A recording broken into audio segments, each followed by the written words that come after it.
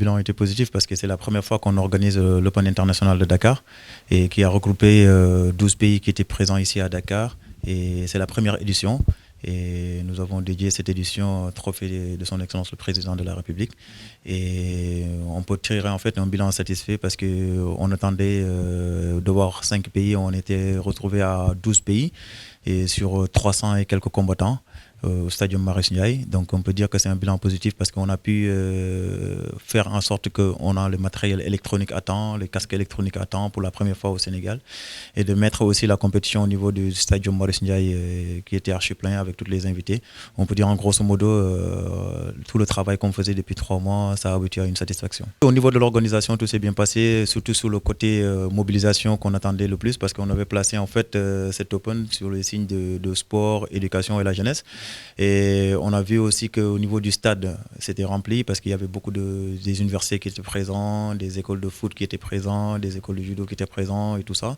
Et nous avons aussi des invités de marque comme Pascal Gentil qui a pu faire le déplacement pour la première fois en Afrique noire, qui est venu ici au Sénégal pour assister à cette compétition.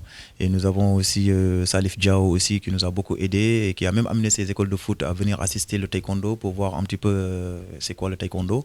Et nous avons aussi des écoles comme Rahma, l'université de Gaston Berger de Saint-Louis, l'université de Dakar.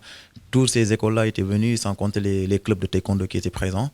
Et pour vous dire, en grosso modo, le stade était archi plein. Et puis nous avons aussi joué sur le côté logistique parce que nous avons mis à la disposition de la fédération des matériels haut de gamme. C'est-à-dire que le scoring avec les écrans géants, avec les plastrons électroniques et les casques électroniques, c'est qui permettent d'être au niveau mondial. Donc c'est ce qui se passe au niveau mondial. C'est ce qu'on a adapté ici à Dakar. Et on était vraiment satisfait parce que tout le monde a joué son rôle pour que la compétition puisse démarrer à temps, puisse finir aussi comme on le voulait, sans problème ni faille. Et on a fait aussi que, de telle sorte que les pays qui étaient présents ont vu que le Sénégal a fait de telle sorte que ce qui se passe au niveau international se retrouve ici au Sénégal. Donc on a vraiment assuré sur le côté organisationnel. C'était notre défi et surtout pour la mobilisation. Moi, je demande encore plus de médailles parce que moi, je suis un combattant et je suis à la chasse des médailles et tout ça. Mais j'ai 2 volets actuellement. Je me prépare, je m'entraîne, mais aussi j'essaie de tout faire pour que les combattants qui sont ici au Sénégal aient des bonnes infrastructures, une bonne disposition pour pouvoir combattre aussi à l'étranger, pour pouvoir en fait titiller ce qui se passe au niveau international et d'avoir des médailles.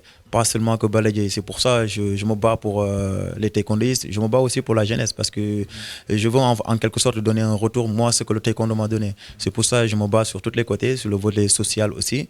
Et j'amène des partenaires qui aident aussi le côté des orphelins, des orphelinats et tout ça. On part là-bas pour faire des dotations.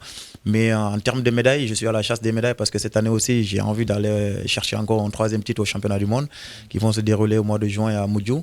Et le mois prochain, on a les Jeux islamiques à Bakou.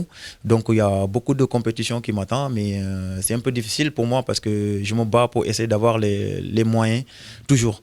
Et ça, c'est une lutte qu'on doit faire tout le temps avec la fédération pour essayer d'avoir des moyens pour pouvoir être vraiment prêt.